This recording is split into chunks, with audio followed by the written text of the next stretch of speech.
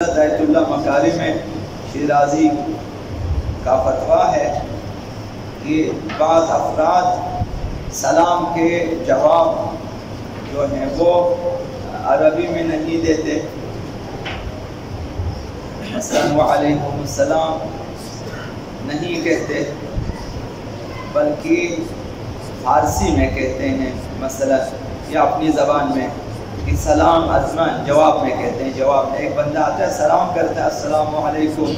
جواب میں کہتے ہیں سلام ازمان۔ یہ انہوں نے فرمایا کہ یہ جواب کافی نہیں ہے، کسی کے سلام کے جواب میں یہ کہنا کہ سلام ازمان یہ کافی نہیں ہے، تو لہٰذا یہ سلام دوسرا سلام حساب ہوگا اس کی طرف سے۔ ایک اس بندے نے سلام کیا، اس کے جواب میں اس نے فارسی میں جواب دیا سلام ازمان، یہ ایک اور سلام حساب ہوگا، لہذا اسے بھی جواب دینا چاہیے، اسے بھی جواب دینا چاہیے، یہ دو سلام ہو گئے، تو لہذا یہ دوسرے شخص کی طرف سے سلام محسوب ہوگا، احتیاطاً دونوں کو جواب دینا چاہیے۔ دوسرا مسئلہ حضرت آیت اللہ سیستانی سے سوال ہوا کہ نامحرم خواتین کو سلام کرنا کیسا ہے، نامحرم خواتین، اسی طرح نامحرم خواتین کے لیے نامحرم مردوں کو مثلا سلام کرنا، تو فرمایا کہ اگر خوف فتنہ اور خوف ریبہ نہ ہو تو جائز ہے، یعنی گناہ کا خوف نہ ہو، قصد لذت نہ ہو تو صحیح ہے۔ ویسے عرض کیا کہ کراہت ہے جوان خواتین کو سلام کرنا، مردوں کے لیے مکروہ ہے تو نہ کریں، اگر مطلب زیادہ عمر کی خواتین ہیں تو مسئلہ نہیں ہے، جہاں نہ خوف گناہ ہے نہ خوف فتنہ ہے تو جائز۔ تیسرا مسئلہ،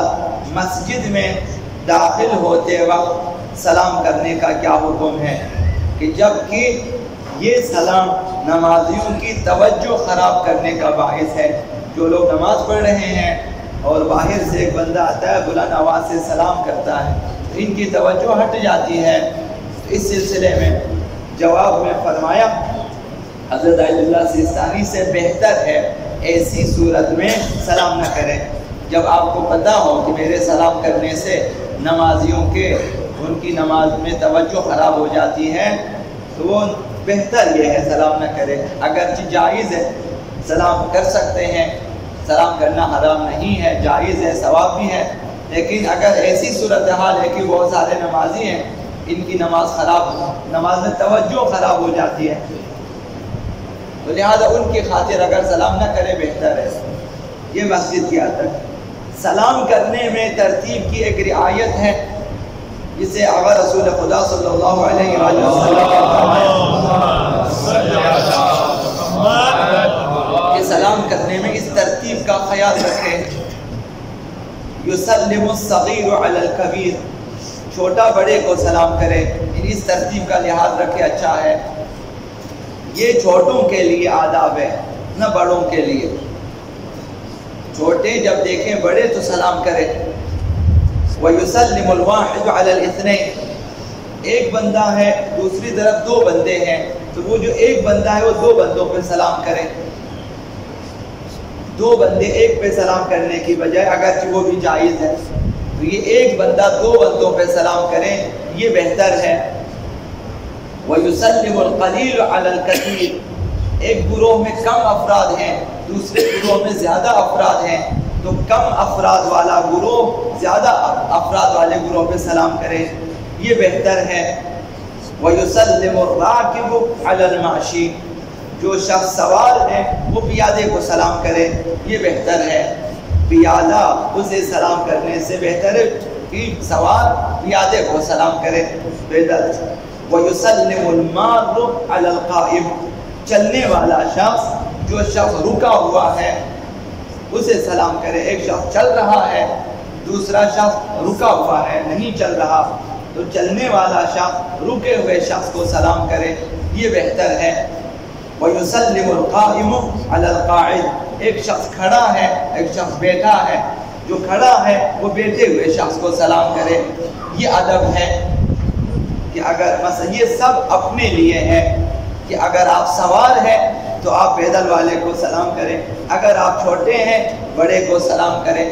اگر آپ کم افراد والی گروہ میں ہیں زیادہ افراد والے گروہ پہ آپ سلام کریں، اگر آپ چل رہے ہیں جو بندہ بیٹھا آپ اسے سلام کریں،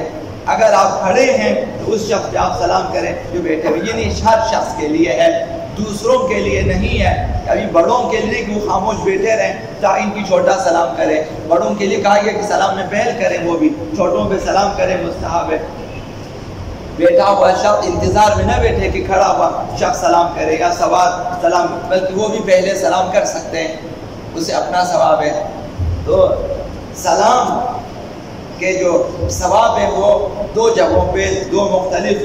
ثوابات جو ہیں وہ ثواب ذکر ہوئے ہیں۔ ایک جگہ ہے کہ 69 ایک سلام کرنے والے کو، ایک جو ہے وہ 70واں حسنات جواب دینے والے کے لیے، ایک جگہ لکھا ہوا ہے کہ 100 حسنات کا ثواب ہے سلام کرنے والے، 99 سلام کرنے والے کے لیے۔ تو جسے چاہیے کہ وہ 99% ثواب حاصل کرے تو وہ سلام میں پہل کرے،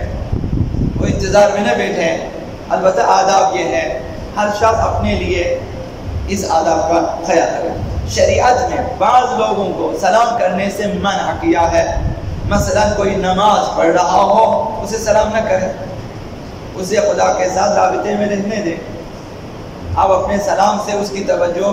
خراب نہ کریں اور اس پر ایک اور واجب کا اضافہ نہ کریں کہ آپ کے سلام کا جواب بھی دیں، توجہ بھی ہٹ گئی اور ایک اور واجب کا اضافہ، یہ نہ کریں۔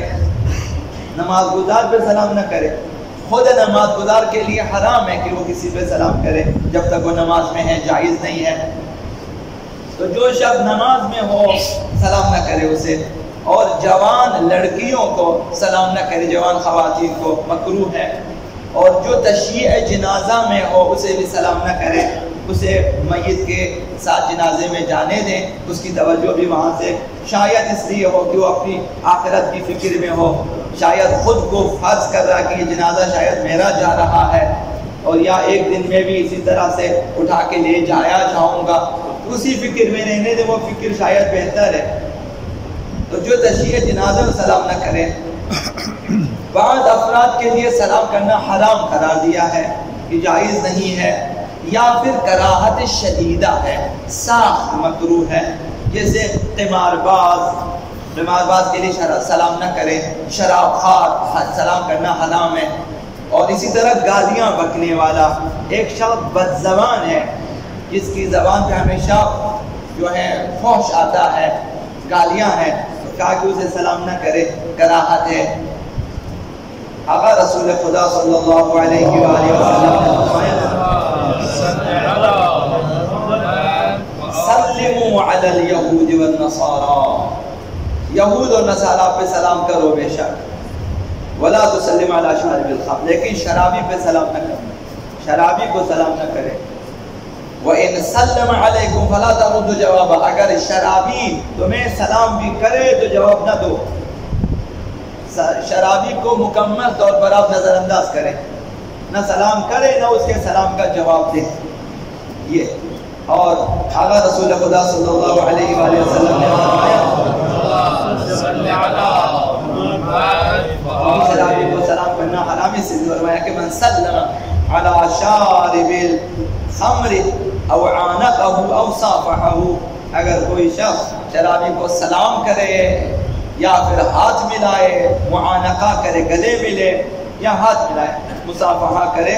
احبط اللہ علیہ عمل 40 سنہ، 40 سال کے عبادتوں خداوند حق کر لیتا ہے، ضائع کر دیتا ہے، بے اثر کر دیتے ہیں، ثواب کم ہو جاتے ہیں اس کے اعمال کے 40 سالہ عبادتوں کے۔ تو شرابی زیادہ دوستی نہ کریں، اگر آپ کو پتا ہو کہ آپ کے جاننے والوں میں، چاہنے والوں میں یا دوستوں میں کوئی اس بیماری میں مبتلا ہے، اس ام الخبائث میں جو کہا گیا ہے کہ خباثتوں کی ماں جسے کا قرار دیا ہے، اگر اس میں مبتلا ہے اسے دوری اختیار کریں، کوشش کریں کہ سلام نہ کریں اسے، جہاں تک ہو سکے خود کو بھی اس سے دور رکھیں اور اپنے اہل و عیال کو، دوستوں کو، بچوں کو بھی ان سے دور رکھیں۔